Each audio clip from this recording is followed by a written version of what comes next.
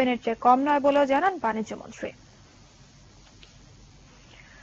আবাসন শিল্পে এক বিশ্বস্ত প্রতিষ্ঠান আশিয়ান সিটি দ্বিতীয়বারের মতো আনুষ্ঠানিকভাবে 100 প্লট হস্তান্তর করল গ্রাহকদের মাঝে। আশিয়ান সিটি নির্দিষ্ট সময়ের মাঝে গ্রাহকদের মাঝে প্লট বুঝিয়ে দিয়ে আবারও প্রমাণ করল তাদের প্রতিশ্রুতির মূল্য। গ্রাহকদের হাতে এসব প্লটের মালিকানা হস্তান্তর করেন আশিয়ান গ্রুপের ব্যবস্থাপনা পরিচালক নজরুল ইসলাম ভূঁইয়া। এ সময় গ্রাহকদের বুঝিয়ে দেওয়া প্লটে বৃক্ষরোপণ করা হয়। আশিয়ান গ্রুপের উপব্যবস্থাপনা পরিচালক সাইফুল ইসলাম ভূঁইয়া এবং প্রধান নির্বাহী পরিচালক চিত্রনায়ক রিয়াজ উদ্দিন সিদ্দিকী বলেন, সকল ষড়যন্ত্র মোকাবেলা করে তারা তাদের উদ্দেশ্য বাস্তবায়ন করবে এবং প্লট হস্তান্তর অব্যাহত রাখবে।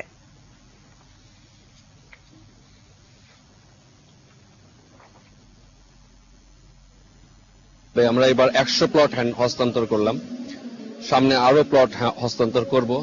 সো আমরা মনে করি আমাদের গ্রাহক যারা আছেন তারা তাদের যে টাকা আমাদের কাছে দেন সেটা আমাদের আমানত, সেই আমানতটা যেন আমরা সুন্দরভাবে তাদেরকে প্লট হস্তান্তরের মাধ্যমে ফুলফিল করতে পারি, এটাই আমাদের।